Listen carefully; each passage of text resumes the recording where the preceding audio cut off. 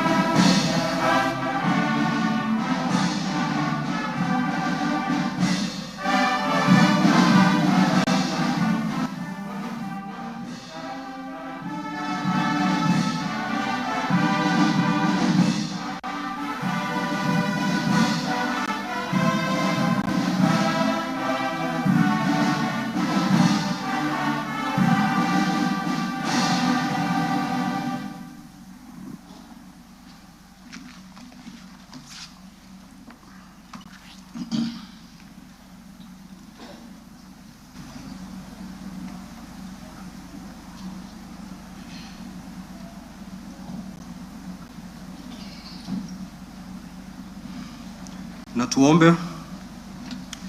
Ewe Mwenyezi Mungu, twakusihi ututazame kwa neema nyingi na baraka, sisi watumishi wako ambao umeridhika kutuita kwa nyadhifa za uongozi katika jamhuri hii yetu.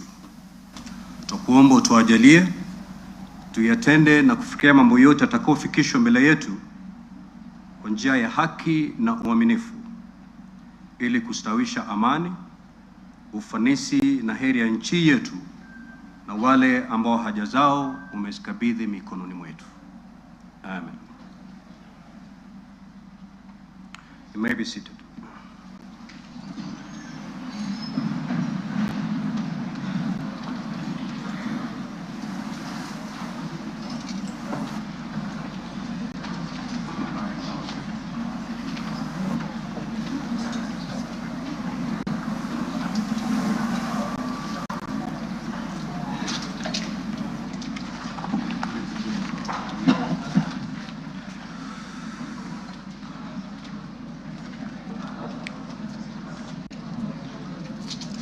Order, Honorable Senators.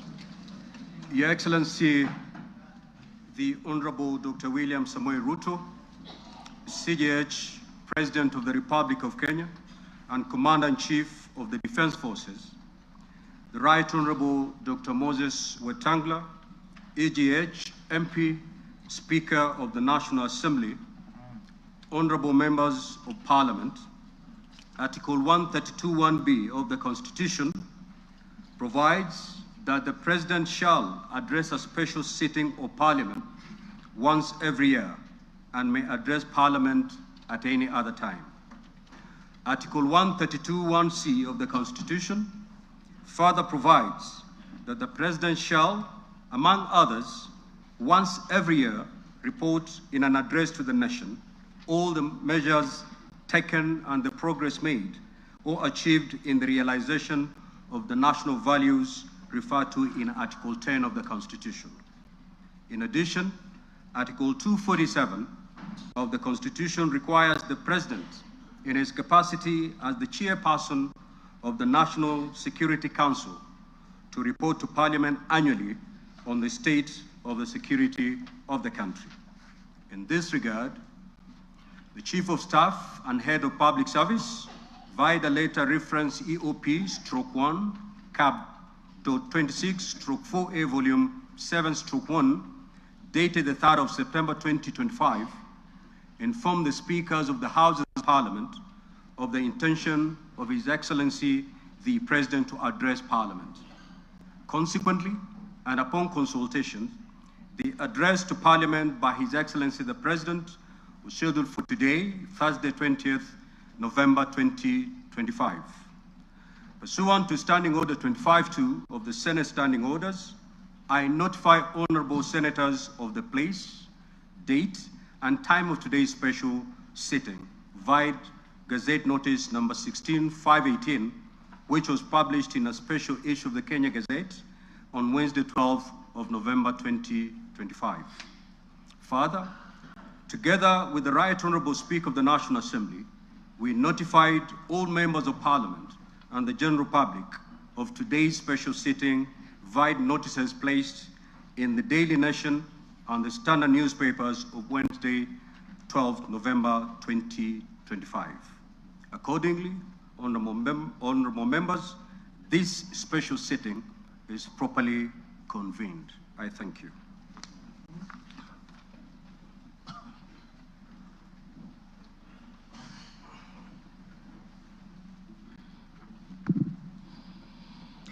Your Excellency, Honorable Dr. William Samoei Ruto, CGH, President of the Republic of Kenya and Commander-in-Chief of the Kenya Defense Forces, the Right Honorable Amason Kingi, EGH MP, Honorable Speaker of the Senate, Honorable Members of Parliament, members of the Diplomatic Corps, distinguished guests, ladies and gentlemen. Article 1321(b) of the Constitution requires the President to address the nation once every year and at any other time. Further, Article 1321(c) of the Constitution requires the President to, once every year, report in an address to the nation on measures taken and progress achieved in the realization of our national values. Additionally, Article 1321C3 of the Constitution provides that the President shall submit a report for debate to the National Assembly on the progress made in fulfilling the international obligations of the Republic.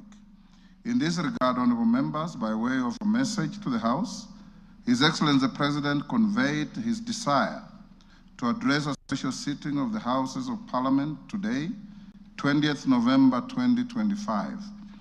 Therefore, pursuant to the provisions of Standing Order 22 of the National Assembly Standing Orders, by Gazette Notice number 1651, which was published in the Kenya Gazette on 12th November 2025, and indeed as also notified to all members and the general public by way of newspaper notification published on 12th November 2025, I gave notice of this special sitting of Parliament to the members of the National Assembly. Accordingly, honorable members, this special sitting is properly convened. Your Excellency, honorable members, distinguished guests, ladies and gentlemen, it is the custom of Parliament to recognize invited guests seated in our galleries.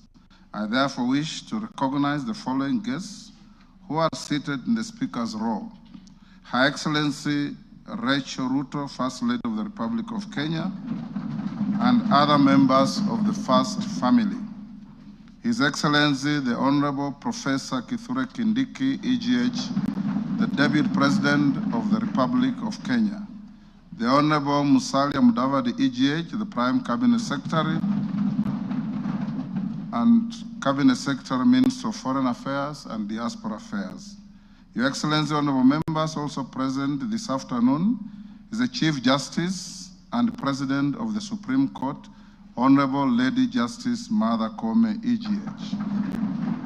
She is accompanied by the Deputy Chief Justice and Vice President of the Supreme Court, Honorable Lady Justice Philomena Mwilu, EGH, Honorable Justice Daniel Musinga, CBS Presiding Judge, Court of Appeal, Honorable Justice Oscar Angote, MBS, Presiding Judge of the Environment and Land Court, and Honorable Justice Brian Ongaya, EBS, Judge of the Employment and Labor Relations Court.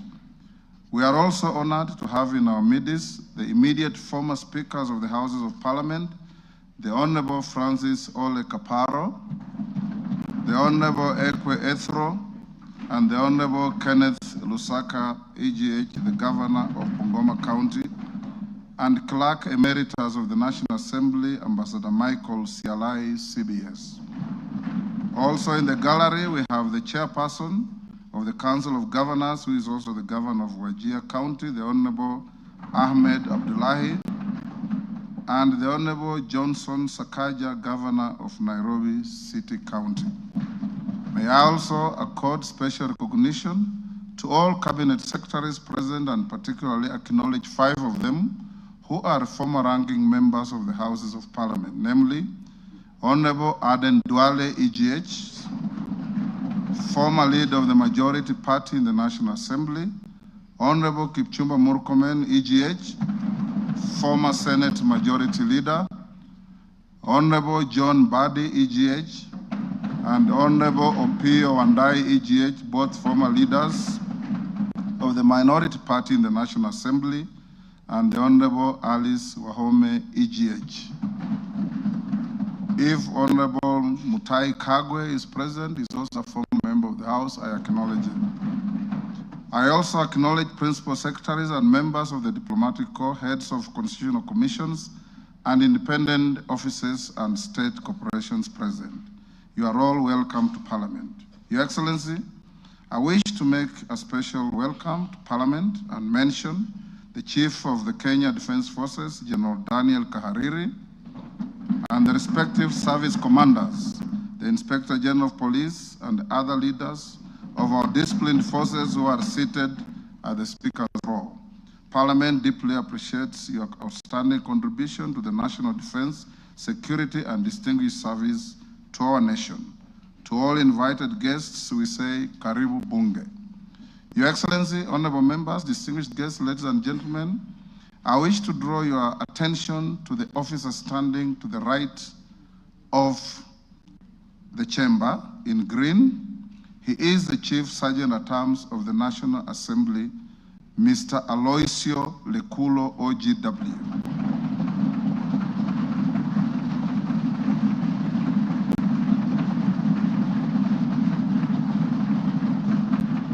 Your Excellency, this special mention of this gallant son of Kenya is for the reason that he comes from the smallest community in our nation, the El Molo community, a community which, according to our last census, numbers just about 500.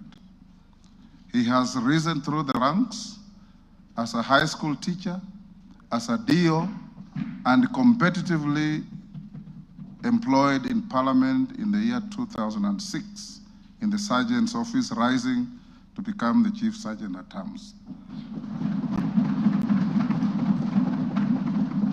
Today is his last day on duty, having served diligently in public service.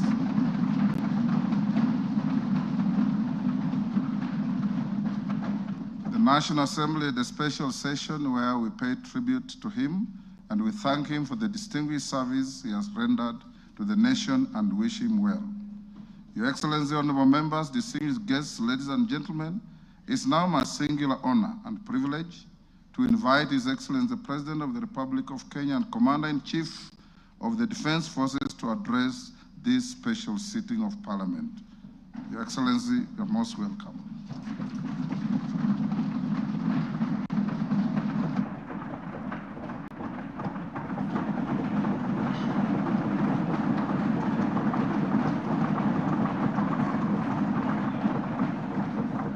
Thank you very much.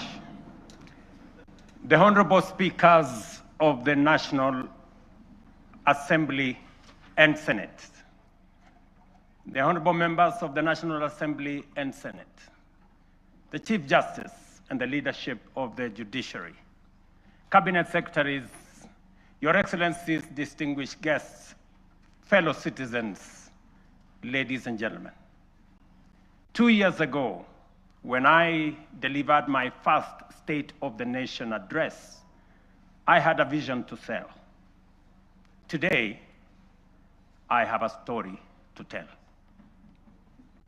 A story written not in the quiet offices or the comfort of boardrooms, but out in the blazing sun of our farms, in the dust of construction sites where our affordable homes now rise, and in the grit of our community health workers, doctors, medical professionals who refuse to surrender in the quest for universal health coverage. It is written in the steady hum of our factories, in the determination of millions daring to dream and finance their vision through the Hustler Fund, in the courage of our young people working on housing sites, in the Climate Works program, in the digital ecosystem, and in the bravery of those who, looking beyond our borders, have sought livelihoods abroad to sustain families back home. A story of sacrifice, a story of sweat, a story of progress that has not come easy.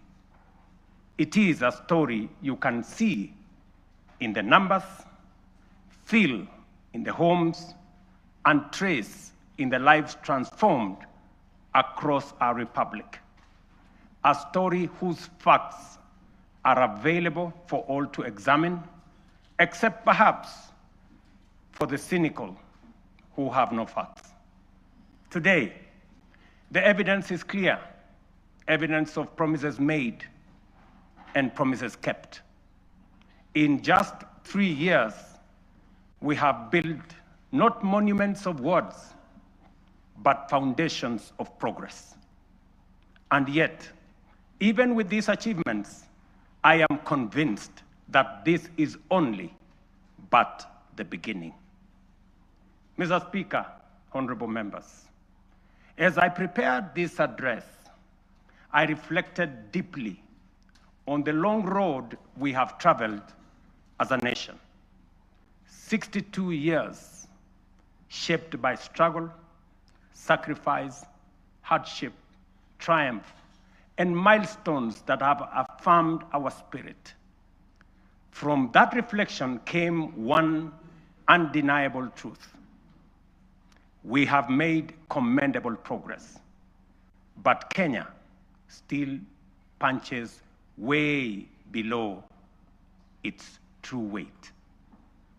This nation has the talent, the resources, and the spirit not just to improve, but to leap and to make the transition from a developing country to a developed one within our lifetime. That is why I speak today with full conviction that history has summoned this generation, our generation, at such a time as this, to a higher purpose. Some eras are shaped by events. Others are defined by the decisions a nation makes. And today, Kenya is called to make such a decision, to finish the journey our forebears began, and finally turn our long-held potential into lived reality. To do this, we must cast off the prevailing mindset of being content with the average. We must step beyond the comfort of the familiar and the ordinary and reach with courage, clarity, and conviction for nothing less than excellence and greatness.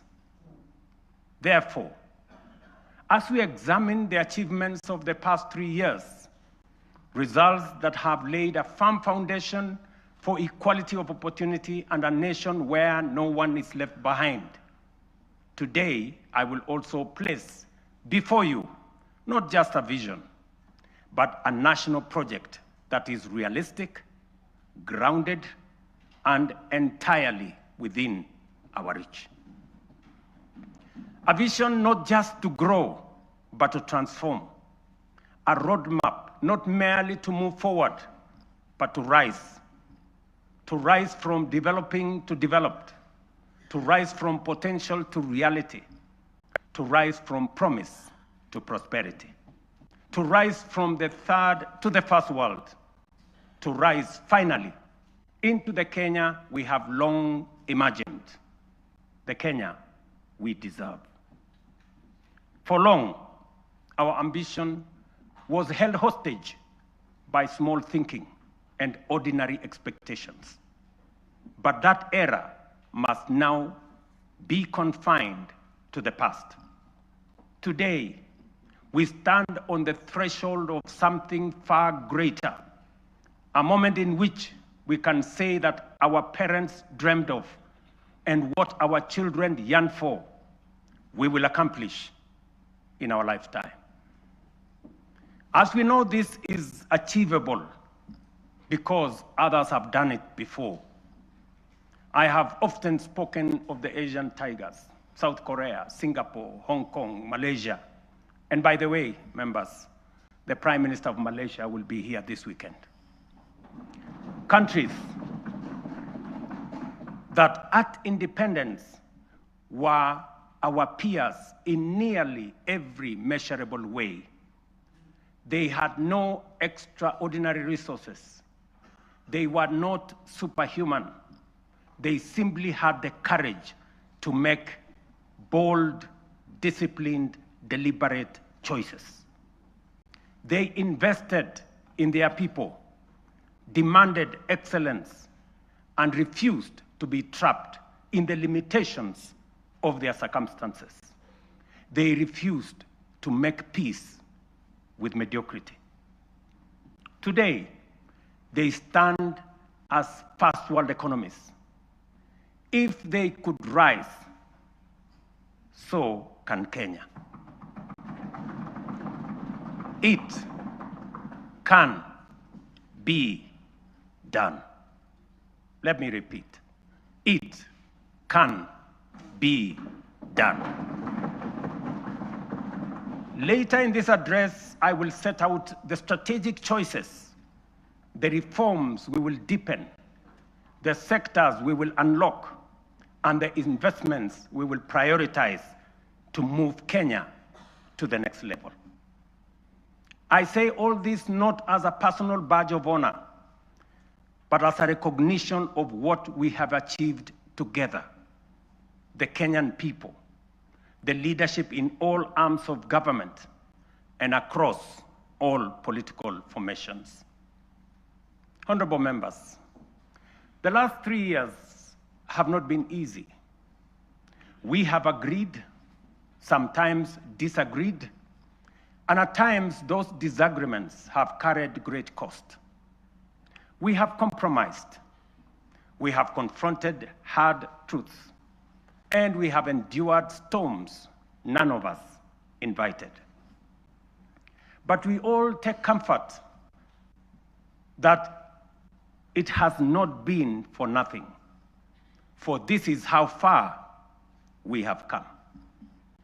At a time like this, in 2022, Kenya was in distress. Inflation had soared almost to double digits. A fuel shortage threatened to paralyze our economy as oil marketers struggled to access dollars. The shilling was in free fall. Foreign reserves had hit historic lows. Debt service consumed more than half of our revenues. Confidence, both local and foreign, had waned. International analysts warned that it was no longer a question of if, but when Kenya would default. Within that context, we acted. We restored fiscal discipline. We eliminated wasteful subsidies. We rationalized public expenditure. We strengthened revenue collection and placed our economy on a path of recovery and sustainability. Inflation, which stood at 9.6% in 2022, has steadily declined to 4.6% as of last month, bringing much needed relief to households. The shilling, once in perilous downward spiral, has stabilized at 129 to the dollar for nearly 2 years, a direct consequence of prudent monetary policy and disciplined fiscal management. Our successful Eurobond redemption signaled to the world that Kenya honors its obligations. 3 years ago, Kenya was ranked the 8th largest economy in Africa with a GDP of $115 billion. Today, our GDP has increased to $136 billion, moving us up to become the 6th largest economy on the continent, according to IMF. This steep rise, ladies and gentlemen, is not accidental. It is the product of deliberate choices, disciplined execution, and strategic reforms that have strengthened our economy and unlocked its potential. Our foreign reserves have surpassed $12 billion, the highest in independent Kenya. This has restored certainty, cushioned our economy from external shocks, and restored investor confidence. International markets have taken note. Just this week, 14 of the world's leading financial institutions, including Citigroup, JP Morgan, Standard Chartered, and Goldman Sachs, projected that Kenya's economy will expand by between 5 and 5.8% in 2026. This confidence is anchored in solid fundamentals: lower credit costs, rising exports, improved household spending driven by low inflation, and a broadly stable macroeconomic environment. Standard & Poor's has upgraded Kenya's sovereign credit rating from B- to a firm B, our first upward revision in many years, signaling renewed international confidence. This upgrade lowers our risk profile, attracts more investment, and reduces borrowing costs for both government and the private sector. Fellow citizens, our foreign direct investment has more than tripled from US dollars 463, or about 60 billion shillings in 2021, to US dollars 1.5 billion, almost 195 billion Kenya shillings in 2024. In the last 36 months, over 300 new businesses, including 500 foreign companies, have registered and set up shop in Kenya, reflecting renewed confidence and improved ease of doing business. The Nairobi Securities Exchange has recorded a powerful resurgence, now recognized as one of the best performing emerging markets globally. Since January 2025, investor wealth has grown by over 1 trillion shillings, driven by a broad share price rally that has reestablished the Nairobi Securities Exchange as a premier asset class. The NSE is on track for its strongest performance in over a decade, building on last year's remarkable gains. This renewed vibrancy is a clear vote of confidence in Kenya's direction and in the reforms we have undertaken.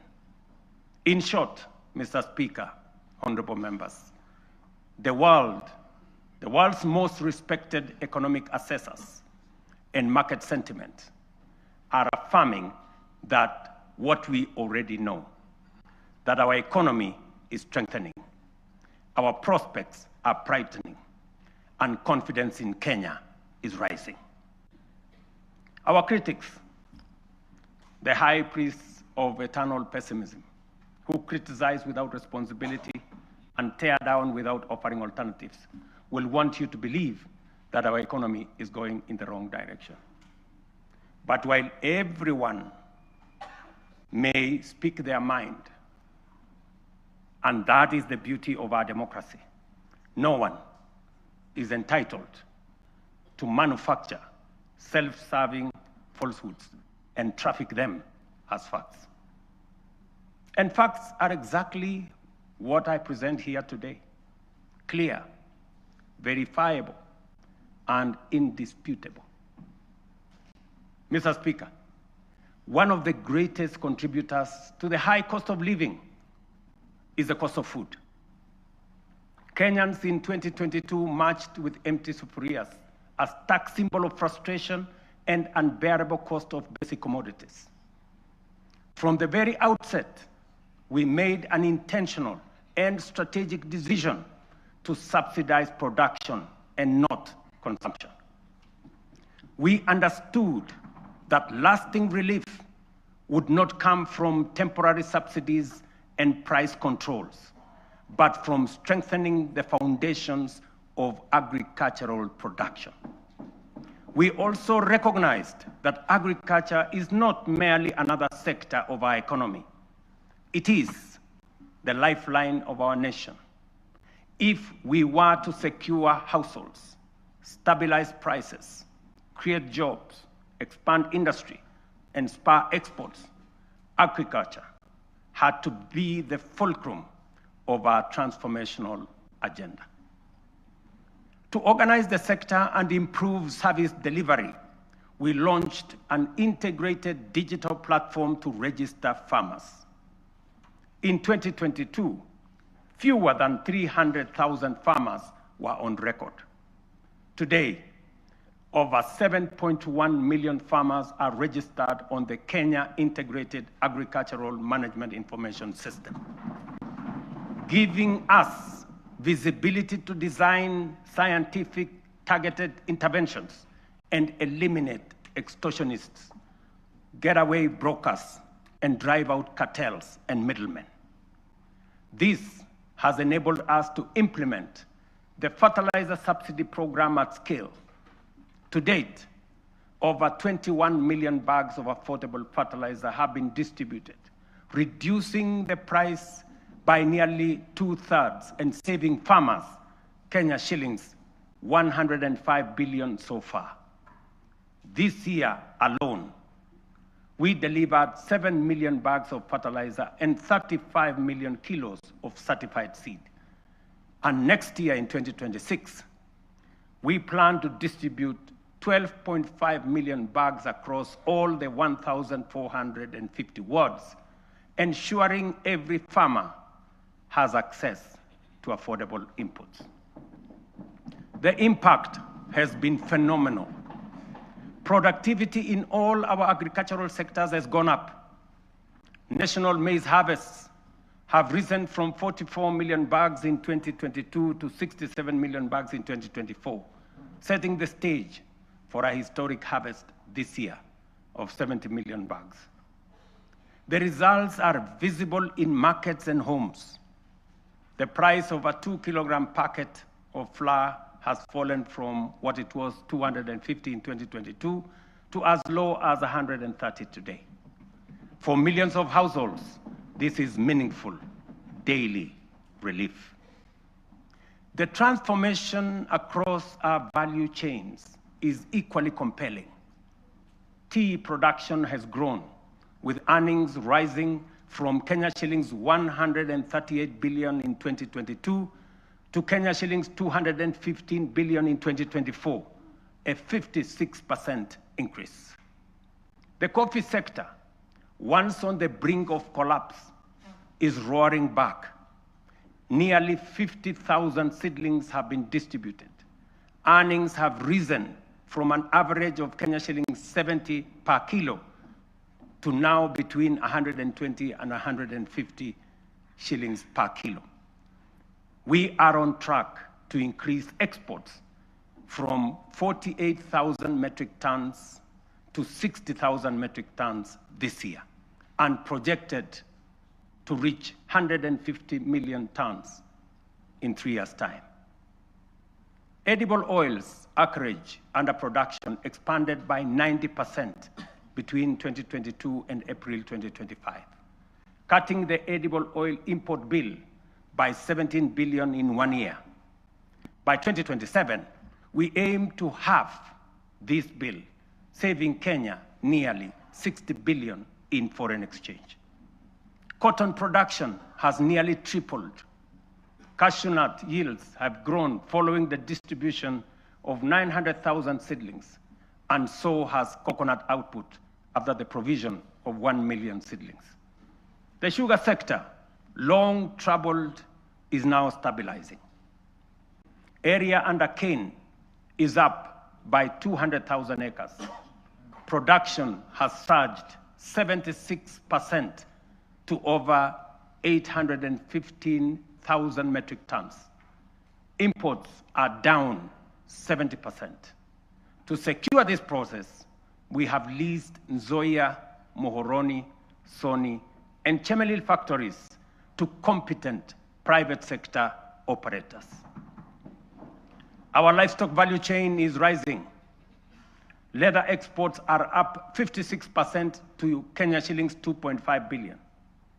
Local shoe production now exceeds 11 million pairs, and meat exports have grown 45% to 12.5 billion.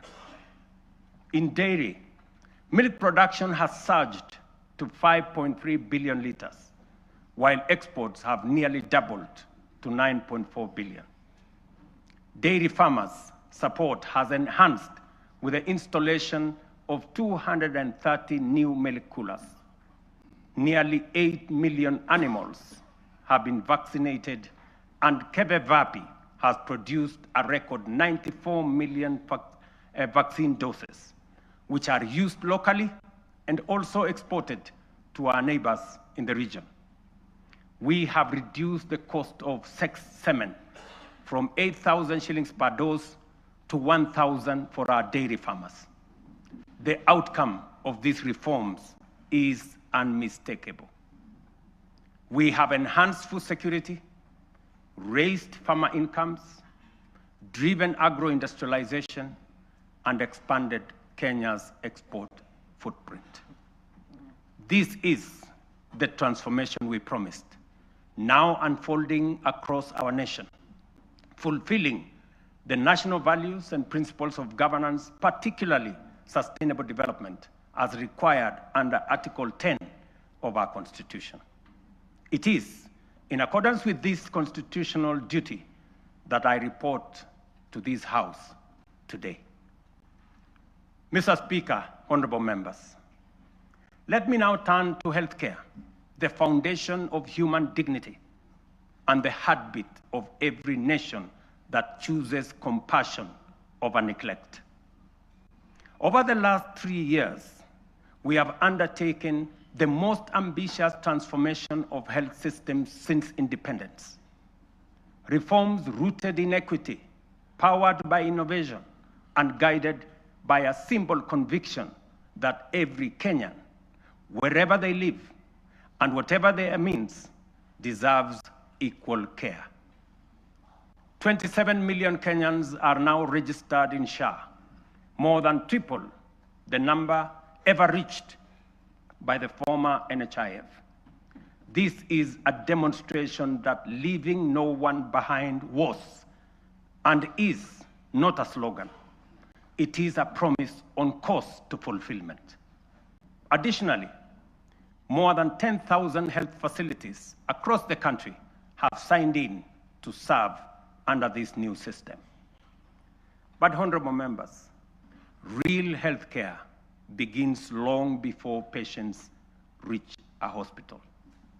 That is why in September 2023, we deployed 107,000 community health promoters, the largest primary health workforce in our history, trained, equipped, and present in every ward in all our 47 counties.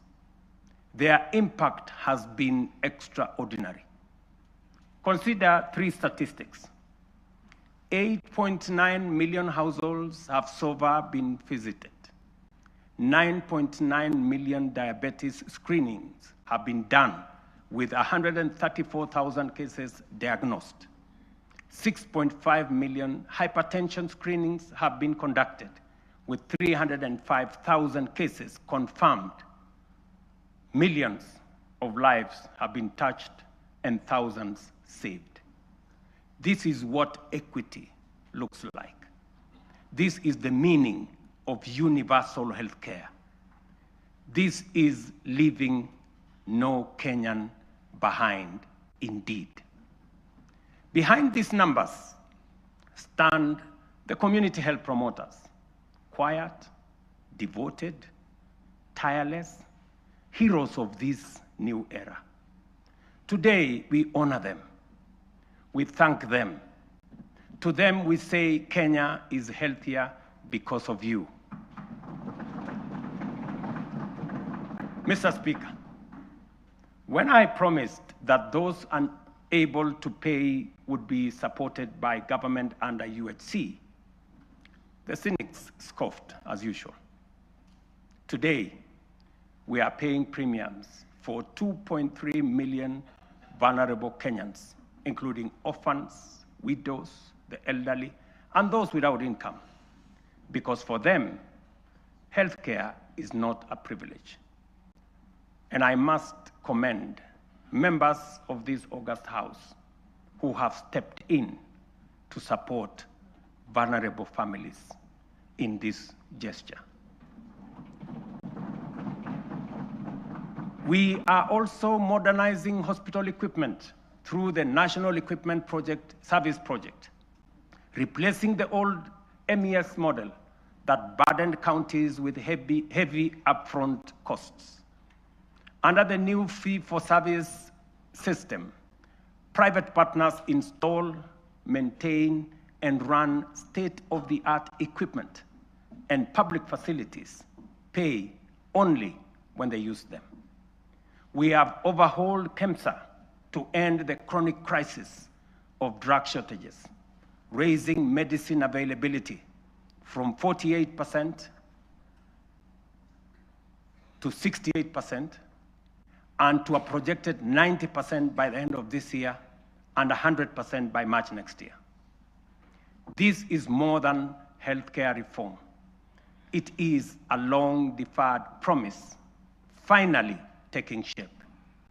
A Kenya where every citizen can face tomorrow with confidence, knowing their nation will stand with them in their hour of need. It fulfills our national values of dignity and equity as stated in Article 10 of the Constitution. In the same spirit, the government is strengthening financial protection for Kenyans under cancer treatment.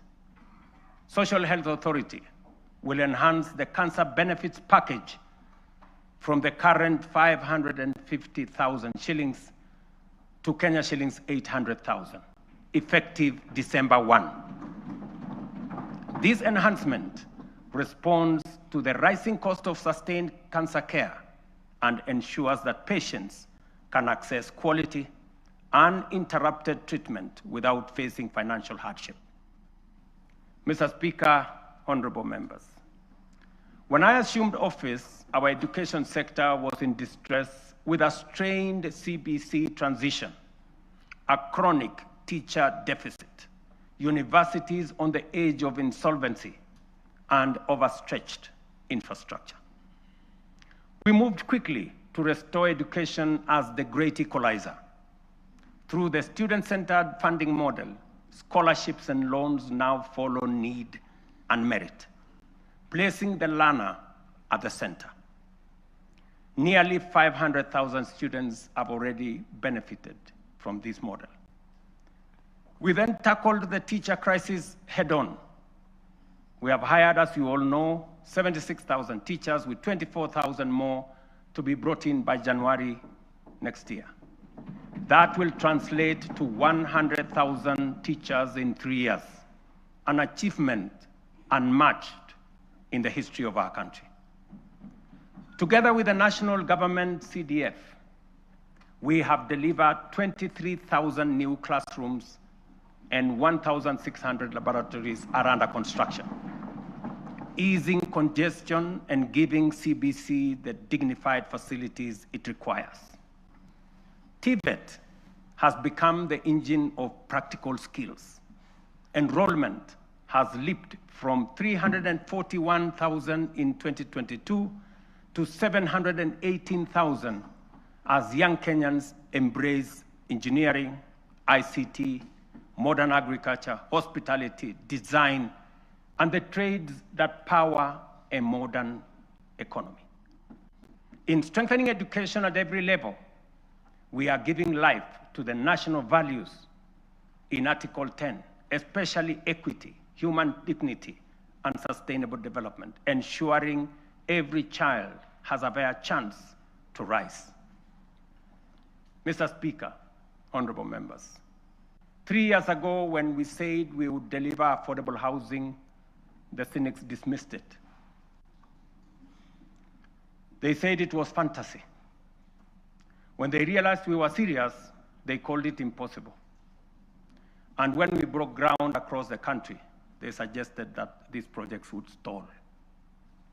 Today, those doubts have given way to a very different question from Kenyans everywhere. How do I own one of these units? That is now the question. Across the country, we are delivering the most extensive housing rollout in Kenya's history. 230,000 affordable homes. And we meet student needs. 178,000 beds have been packaged for universities, TVETs, KMTCs, with 74,000 already under construction, transforming a sector where fewer than 10% once had decent accommodation. Additionally, 270 modern markets are taking shape nationwide, providing vital spaces for women and MSMEs, with another 175 underway expanding the backbone of local commerce. And through the Nairobi River Regeneration Program, 44,000 young people are restoring the river corridor and preparing sites for 10,000 social homes along the renewed riverfront. The program, the housing program, including markets and hostels, has created over 428,000 jobs. Jobs that include architects, engineers, plumbers, electricians, carpenters, masons, steel workers, transporters, and thousands of MSMEs in fittings, fabrication, and interior design work. At peak next year, it will employ at least 1 million Kenyans. Honorable members, this program is far more than housing. It is a national empowerment engine, creating jobs, formalizing the informal sector, revitalizing micro, small, and medium enterprises, restoring our environment, and building resilient communities. It advances equity, dignity, and sustainable development, the very values anchored in Article 10 of our Constitution. Mr. Speaker, honorable members, allow me to turn to a sector that carries the hopes of nearly every Kenyan family, our micro, small, and medium enterprises. MSMEs are the backbone of our economy, the engine room of innovation, and the daily hustle of more than 15 million Kenyans. For decades, access to affordable credit trapped millions in frustration. Without collateral, there was no loans. For the millions blacklisted, every door of opportunity was shut. And when banks refused to take a chance, their dreams simply stalled. As promised, we broke that cycle. The Financial Inclusion Fund, the Hustler Fund, now stands as the largest financial inclusion program since independence, extending over 80 billion shillings to 7 million Kenyans. And those who were blacklisted, the 7 million once blacklisted Kenyans, have since repaired their credits.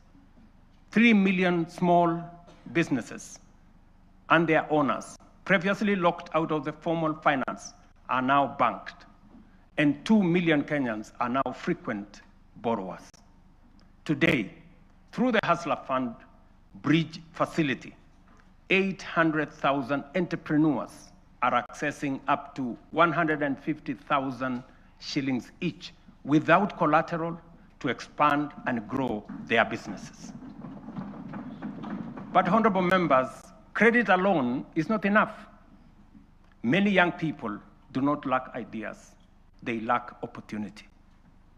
That is why we launched Nyota, the National Youth Opportunities and Transformation Agenda, one of the most ambitious youth empowerment programs in our history. Over the next 5 years, Nyota will uplift 820,000 unemployed young people through apprenticeship, recognition of prior learning, entrepreneurship grants, digital skills training, and support savings. When the program is fully implemented, it will have placed 90,000 young people into work or enterprise, certified 20,000 into different skill areas, capitalized 110,000 businesses, and matched savings for 190,000 savers, while building capacity of 600,000 more to undertake government procurement under the ACBO program. Ladies and gentlemen, over the past 3 years, our digital transformation agenda has become one of the most powerful engines of renewal. A quiet revolution changing how Kenyans live, how they work, learn, or do business. We have expanded the fiber optic by 240 24,000 kilometers and moved from 0 public Wi-Fi hotspots in 2022 to nearly 1,500 today, connecting communities once left behind. We have set up 300 digital innovation hubs with 400 in the pipeline, gateways where ideas grow and enterprises begin. At the heart of this shift is digital government. From less than 400 services on eCitizen to 22,500, we have delivered one of the fastest digital migration in the world. Access is easier, efficiency higher, leakages sealed, and corruption pushed out. And as our young people are driving it, nearly 2 million have been trained in digital skills, and 300,000 now earn a living online through Ajira, Jitume, and our expanding business process outsourcing sector. Mr. Speaker, having set out the work of the last 3 years, it would be easy, almost comfortable, to pause, congratulate ourselves, and settle into the warmth of modest progress. But comfort is how nations stall. It is how Kenya once slowed while the Asian tigers raced ahead. We cannot allow that. We will not allow that. And we must not allow it. Because this moment demands more of us. More courage, more ambition, and a refusal to settle for the ordinary. As I said earlier, we often speak of the Asian tigers with a reference that makes their rise seem like a miracle from a distant world. We marvel at how they journeyed from poverty to industrial powerhouses, from aid recipients to exporters of world-class goods. And we ask, what secret advantage did they have? History answers us plainly. They had none. Their rise was not magic. It was intentional and crafted through leadership, discipline, strategic investment, and uncompromising rejection of mediocrity. Their stories begin in ruins. The example of post-war Japan, with barely 2,000 kilometers of paved road, and South Korea, whose GDP per capita was nearly identical to Kenya's at independence. Today, Japan commands over 1.1 million kilometers of paved roads, while Kenya has 22,000, 62 years after independence. South Korea's GDP per capita now exceeds $36,000 compared to our own $2,200. These comparisons are not meant to indict us, but to demonstrate what becomes possible when a nation chooses ambition over resignation. From their journeys, clear lessons emerge. These nations set aside small dreams and integrated boldly with global markets. They built first world infrastructure in what was third world environments. They invested obsessively in their people, the engineers, scientists, innovators, and technicians who powered their ascent. They generated electricity from all sources available to power their enterprise, innovation that led to manufacturing, industrialization, and progress. They simplified investment through institutional reforms that allowed capital, technology, and talent to progress without friction. They prioritized production by planning their industries long before those industries emerged. Critically, they nurtured ecosystems of relentless innovation, giving rise to global giants like Samsung, Hyundai, Toyota, and Sony, companies that began modestly and grew to define modern history. The task before us, therefore, is unmistakably clear. If Kenya is to grow at scale, we must raise our ambition. It is for this reason, Mr. Speaker and honorable members, that under my leadership, we are raising the bar of national ambition. And that is why I am today submitting a roadmap to take Kenya to the next level. We are committing to undertake a minimum of 4 major national priorities whose rationale I shall explain. First, we must invest relentlessly in our people, in their education, skills development, scientific training, and innovation capacity. We have already set the foundation through the major reforms in the education sector. We have increased the education budget from 490 billion in 2021 to over 700 billion this year, which has facilitated better infrastructure in our education system, more teachers and trainers, and enhanced funding for our colleges and universities. I have reorganized government departments to establish a dedicated State Department for Science, Research, and Innovation to support the urgent need to scale up STEM courses in our education system, strengthen innovation, promote research, and create a pool of high-level professionals in engineering and science. This structure will also help actualize the 2% research fund needed to make this ambition a reality. We must fund startups and deliberately scale up and commercialize innovation to create new companies. We must actualize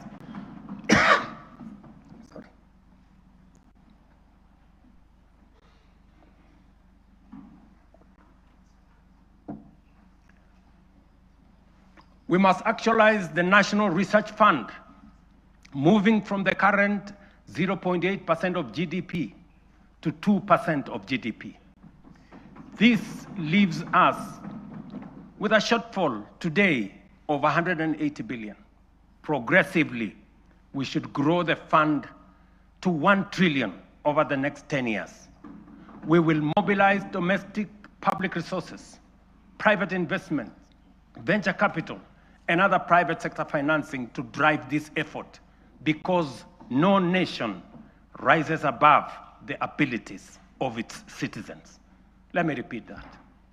Gentlemen and ladies, no nation rises above the abilities of its citizens. And we must promote a culture of enterprise so that Kenyan companies can cross borders. The example of Safaricom's M-Pesa, growing from a local solution into a global financial platform, serving more than 70 million customers in 170 countries today. This demonstrates the possibilities we can unlock. Secondly, we must turn around our economy from a net importer to a net exporter of products, goods, and services. The most urgent being imports of food products that cost us 500 billion shillings every year. Just imagine. We are importing maize, wheat, rice, edible oil, to Kenya at a cost of 500 billion shillings every year. As I mentioned earlier, we have already made interventions to reduce imports of maize, sugar, edible oils, rice, wheat, but our efforts are undermined by the natural limits of rain-fed agriculture. We can no longer allow the clouds to determine whether our people eat or not. We are able to produce enough for domestic consumption and exports, expanded modern irrigation is now necessity and the only path forward. We are endowed, ladies and gentlemen, honorable members, with arable land, yet we all know only 15% of Kenya can support rain-fed agriculture. And this limited area is what we have relied on to feed the entire nation. While 85% of Kenya does not receive sufficient rainfall, if we harvested and stored rainwater, we can bring vast arable lands in these arid and semi-arid regions into productive use. With the dams, we can transform our arid and semi-arid areas into hubs of agricultural production, even in the absence of rainfall. We must never give up on the potential of these regions simply because they receive little rain. And we must never confuse the lack of rain with the lack of water. This is why we must build at least 50 mega dams nationwide, alongside 200 additional medium and small dams and thousands of micro dams to collect and store water, not only to secure our food supply, but to bring at least 2.5 million additional acres under irrigation within the next 5 to 7 years. Therefore, the commitment to harvest and store water is not simply about food and water security. It is a strategic, nation-shaping investment, one that underpins our aspiration to be a net exporter of agricultural products, underpins economic independence, rural prosperity, and sustainable development. The Ministry of Water and Sanitation and Irrigation, alongside all relevant agencies, have already mapped out precise locations of these dams. These projects span the breadth of our republic. Sorry. From the High Grand Falls, a mega dam on River Dawa in Mandera, Isiolo, Pasalinga Dam, Yata in Machakos, Singli Canal in Garissa, Soin Koru in Kisumu, Rumuruti in Laikipia, Thochi in Embu and Tharaka, Lowat in Turkana, Mahoya Dam, straddling Nyeri and Kirinyaga, Narosra in Narok, Aror in Elgeyo Marakwet. Others include Ndarugu in Kiambu, Kokwanyo in Homa Bay, Rare in Kilifi, Tongaren in Bungoma, and many more strategic sites nationwide.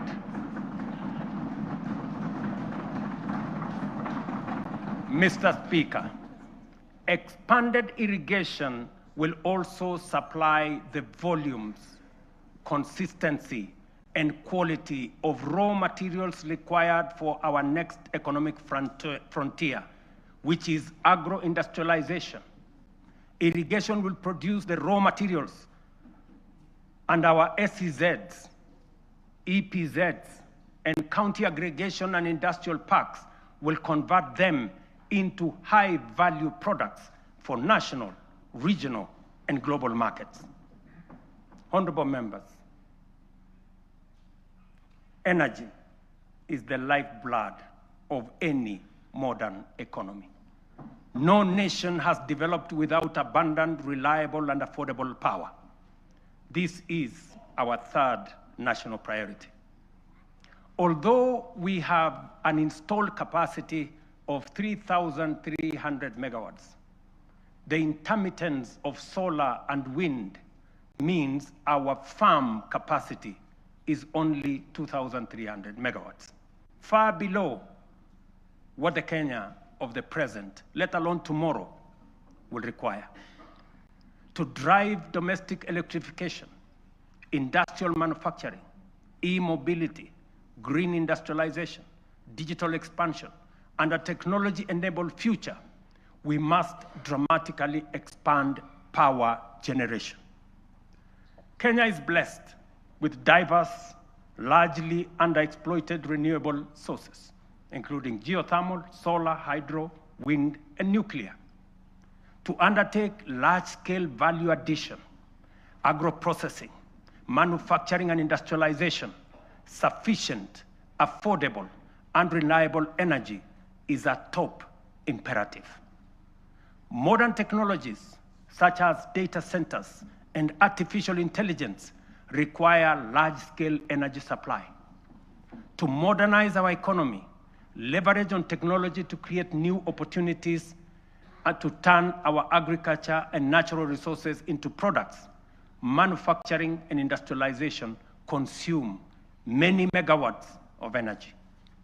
As a result, we have to generate an additional 10,000 megawatts in the next 7 years, so as to move our country to the next level and undertake the transition necessary for our growth. Our fourth national priority is transport and logistics. As the region's economic and diplomatic hub, home to the United Nations' largest office and only office in the Global South, and the sixth largest economy in Africa, Kenya must maintain world-class seaports, airports, highways, and digital corridors. Efficient transport and logistics are the backbone of our competitiveness. They accelerate national development, connect products to markets, move goods and services, lower the cost of doing business, and will reinforce Kenya as the aviation and commercial capital of East and Central Africa. History teaches us that nations rise on the strength of transport and logistics. Japan's post-war revival, enabled by strategic road expansion, is a clear example. From only 2,000 kilometers of road, they constructed over 1 million kilometers of paved road in 7 decades. We in Kenya, you know, we have only constructed 22,000 kilometers over a relatively similar period. To scale up, ladies and gentlemen, honorable members, our transport and logistics program, the Ministry of Roads and Transport have already mapped out a comprehensive network of 2,500 kilometers of highway for dualing and 28,000 kilometers of road to be tarmacked over the next 10 years. We will onboard private-public partnership in the modernization of Jomo Kenyatta International Airport, Mombasa and Lamu Airport, and sort out the challenges facing Kenya Airways by next year. This work is already in progress. Next week, I will launch the dualing of the 170-kilometer Rironi-Naivasha-Nakuru-Mau Summit Road. On the same day, I will break ground on the dualing of the 58-kilometer Rironi-Mai-Mahiu-Naivasha road. The gridlock that paralyzes these roads every day, especially on weekends and holidays, will soon, by God's grace, be a thing of the past. Additionally, roads earmarked for dualing include Muthaiga Kiambu Ndumberi, Machakos Junction Mariakani, Mau Summit Kericho Kisumu, Kisumu Busia, Mau Summit Eldoret Malaba, Athi River Namanga, Karatina Nanyuki Isiolo, Makutano Embu Meru Maua, Mtwapa Malindi Mombasa, all the way to Lungalunga, Kericho Kisii Migori Isabenia, and Nakuru Nyahururu Karatina, Kisii Oyugis Ahero. The northern bypass, James Gishuru roads, Bomas Karen Gong, and Bomas Ongata Rongai Kiserian, including Gong Isinya, and Naivasha to Kikuyu, among many other key corridor nationwide. This infrastructure drive will also include extending the standard gauge railway from Naivasha to Kisumu and eventually to Malaba. And that exercise, ladies and gentlemen, is beginning in January. In just 2 months, we will be beginning that process. Honorable members, estimates indicate that achieving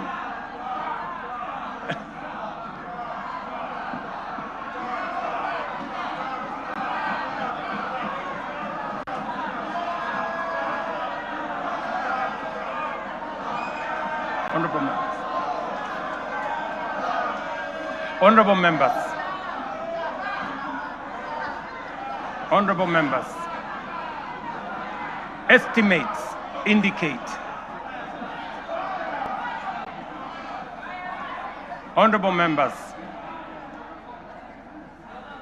estimates indicate that achieving these 4 priorities will require at least 5 trillion. This is undeniably a large sum. Some may see it as unrealistic, even audacious, for a country like ours. But allow me to recall President John F. Kennedy's words in 1962 as he rallied America to reach the moon.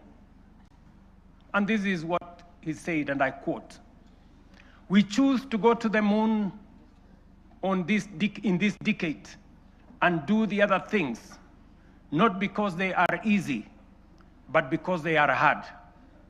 Because that challenge is one we are willing to accept, one we are unwilling to postpone."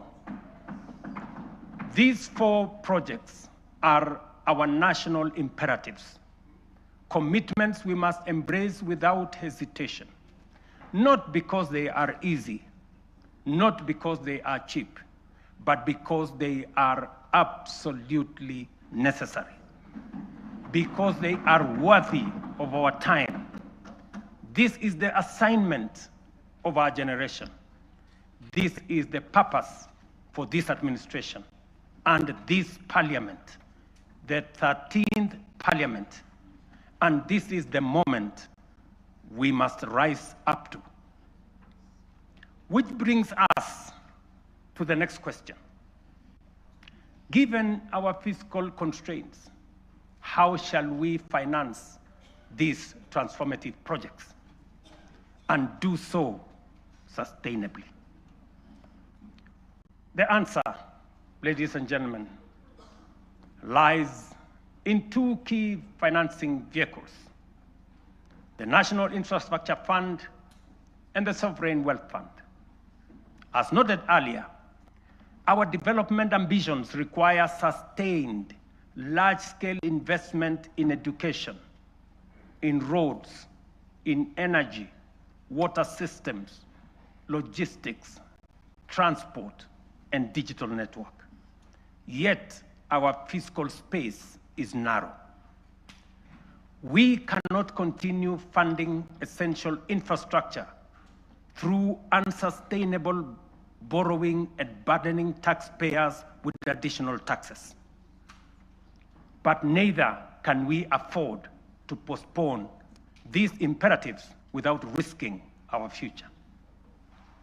There is need to be innovative in the use of our national revenues, or the national revenues at our disposal. There is need to deploy our national assets available to us in creating public-private partnerships that will crowd in the enormous pool of private sector resources available regionally and globally. This is why we will establish the National Infrastructure Fund, whose architecture will be underpinned by the reforms in the Government-Owned Enterprises Bill, passed by this august House, that I will sign into law tomorrow. This fund is the strategic solution that will provide a framework to innovatively scale up our resources to match our ambition. It will fulfill our manifesto commitment to rebuild Kenya's infrastructure while reducing reliance on tax and debt. We will do this by using budgeted resources prudently and introducing a financing architecture that leverages capital markets, diversifies ownership through unlocking of national assets through privatization, and use PPP frameworks to channel private capital into public priorities. For decades, Kenya has privatized major public assets, from Kenya Airways to KenGen, from Kenya Re to Safaricom. Yet, we cannot point to enduring national assets built from privatization proceeds because the funds were absorbed into budgets and spent. The National Infrastructure Fund will break this cycle. All proceeds from privatization will be ring-fenced, preserved, and reinvested into new infrastructure and wealth-creating assets. When ownership shifts to the private sector for efficiency, the benefits to the public will not diminish, they will multiply. For every shilling invested from privatization proceeds, we aim to attract 10 shillings from long-term investors drawn from pension funds, sovereign partners, private equity, and development finance institutions. This multiplier will allow us to build critical infrastructure without adding to tax or debt burden. This model is proven. Australia's Future Fund, Singapore's Temasek, and UAE's Mubadala demonstrate that commercially run public investment funds can grow national wealth and deliver transformative infrastructure. The National Infrastructure Fund is therefore more than a financing tool. It is a generational strategy, preserving value, mobilizing capital, accelerating delivery, and ensuring Kenya becomes stronger, wealthier, and more competitive. Ladies and gentlemen, honorable members, our Constitution under Article 201C stipulates that the burdens and benefits of the use of resources and public borrowing shall be shared equitably between present and future generations. In essence, when we use natural resources or borrow, we must ensure future generations are not left poorer. That is why, alongside the National Infrastructure Fund, we will establish the Sovereign Wealth Fund to give full effect to the constitutional principle of intergenerational equity. A portion of all royalties from natural resources and a portion of proceeds from privatization of national assets will be invested in the fund. This fund will rest on 3 pillars. Number 1, savings, to be invested for the future, as countries like Norway, Kuwait, Saudi Arabia have done with trillion-dollar funds. Number 2, stabilization, a buffer against global shocks, including commodity volatilities, pandemics, and geopolitical disruptions to ensure fiscal stability. And number 3, infrastructure. A carefully managed share will be invested in commercial terms to attract private capital to national projects while growing public wealth. History has already warned us. Along our coast region, titanium deposits have been exploited and depleted. And because we lacked a sovereign wealth framework, future generations will inherit nothing from the resources that we got from titanium. We cannot repeat this mistake. Mr. Speaker, honorable members, that is the scale of our national ambition. This is the blueprint for financing it prudently and responsibly. To shape this vision, I have engaged sincerely with leaders across the political spectrum. I've engaged many members of parliament, many governors, community leaders, and with Kenyans from all walks of life. I discussed this vision with the late Right Honorable Raila Amolo Odinga in the presence of Professor Anyang' Nyong'o, who reminded me that no nation has industrialized without roads, energy, and food security. I have engaged former President Uhuru Kenyatta, who emphasized the necessity of scaling up infrastructure investments. Honorable members, allow me to express profound gratitude to the 13th Parliament for your outstanding contribution, your foresight, your consistency, focus, and commitment on what is good for Kenya. The progress made in the last 3 years would not have been possible without your legislative agility, principled oversight, and commitment to national interest. When the history of this generation is written, this House, the 13th Parliament, will occupy a full and proud chapter. Your decisions are recorded not only in debates or statutes, but in the lives lived, progress of every Kenyan that has been achieved. For this, I extend my deepest gratitude and appreciation. I also extend heartfelt thanks to hard-working Kenyans who have diligently fulfilled their civic duty to the nation, giving life to the constitutional values of equity, social justice, and sustainable development. You Kenyans have shouldered the weight of nation building. Future generations will feel the impact of your sacrifice, and they will honor you as the generation that helped change the trajectory of our republic. As I conclude, I reiterate that those of us in leadership must bear in mind one critical lesson. Leaders are not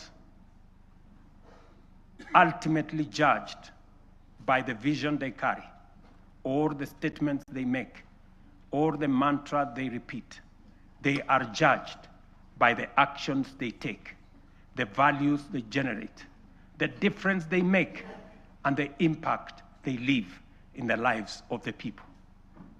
Mr. Speaker, honorable members, let history record that this generation refused to be timid, that we chose ambition over fear, action over excuses, and progress over false comfort of low expectation. Let it be said that when Kenya stood at crossroads, we reached for the higher path. The work ahead is formidable, but so is the Kenyan spirit. This is our moment to lift Kenya to the next frontier. This is our moment to shape a nation worthy of its promise. This is our moment to rise. Honorable members, it is now my pleasure to submit to Parliament the following 3 reports as required by the Constitution. Number 1, reports on all measures taken and progress achieved in the realization of the national values as I have espoused.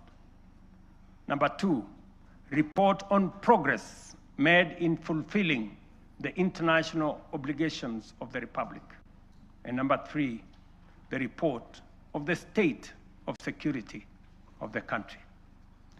Now, therefore, I hand over the reports to the Speaker of the Senate and the Speaker of the National Assembly, and I thank you for your attention. God bless you, and God bless our great country, Kenya.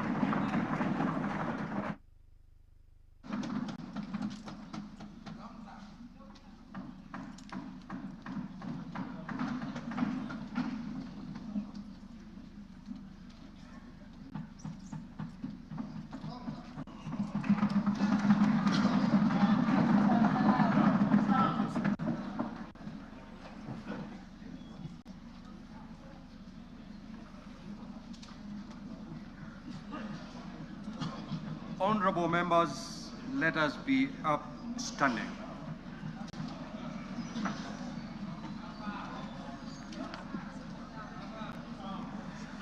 Your Excellency the President, the Right Honorable Speaker of the National Assembly, honorable members and distinguished guests, we have now come to the conclusion of the business of the day, and it is now time to adjourn. The Senate stands adjourned until Tuesday, the 25th of November, 2025 at 2:30 p.m. in the Senate chamber. Thank you. Your Excellency, the President, Right Honorable Speaker of the Senate, honorable members of the National Assembly, the National Assembly now stands adjourned until Tuesday, 25th November, 2025 at 2:30 p.m. May I take this opportunity to invite all honorable members and our guests to a reception at the Parliament courtyard. May I also request all honorable members and our guests to remain standing in your places until the procession of His Excellency the President and the speakers leave the chamber. I thank you.